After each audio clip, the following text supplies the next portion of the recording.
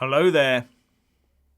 Government documents sent to the Court of Sessions in Edinburgh reveal that the government position is that it will send a letter to the EU Council asking for an Article 50 extension should there be no deal in place before the 19th of October.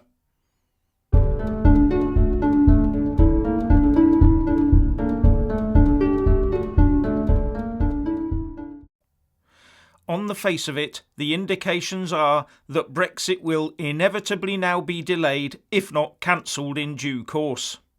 As news emerges that Boris Johnson will indeed himself surrender to the Benn Surrender Act and send the letter begging Brussels for an Article 50 extension if no deal is in place by the 19th of October. This revelation emerged as lawyers lined up in the Scottish Court of Sessions to get the court to rule that either the PM himself or a civil servant must send that letter.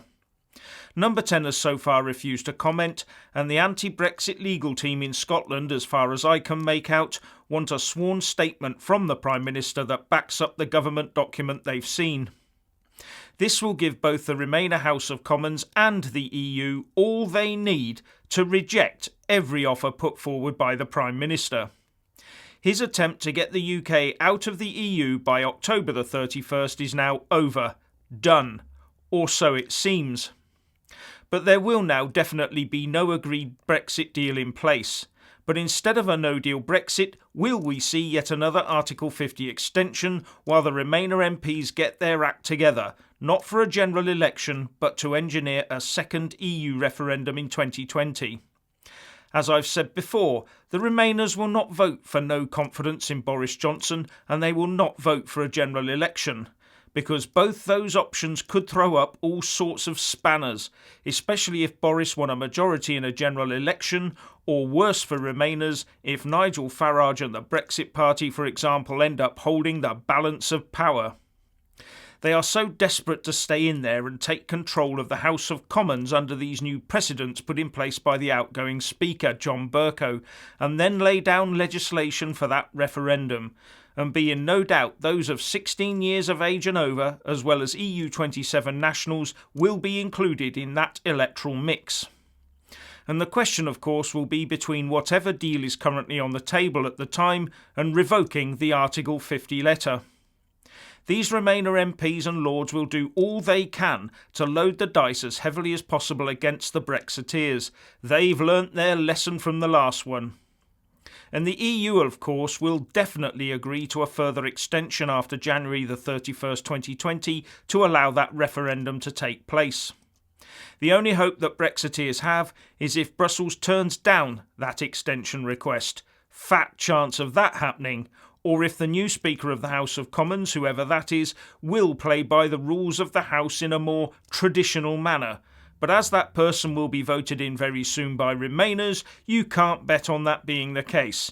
In fact, I'd wager against it. This could go down as the day we found out that it is all Boris bluster and that there is no grand plan. And unless Boris Johnson does something very, very soon, we will watch as the support for both him and his party flatlines in the coming days and weeks.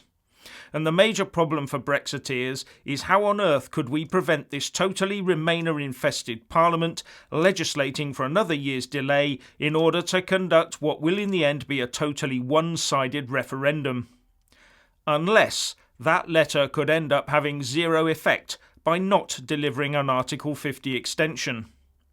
As far as I can tell, the document only says that the letter will be sent, but there may be a legal way of ensuring no extension was ever put in place. But the legal memo also states that the UK government will not try and frustrate the Benn Surrender Act, which raises real questions. Anyway, what do you think? Please share and comment, and thank you for watching. Please do like and share this video, and also subscribe to my channel. And when subscribing, please do remember to press on the little bell next to the subscribe button. That way you'll get an alert every single time I put up a new video. And thank you very much for watching.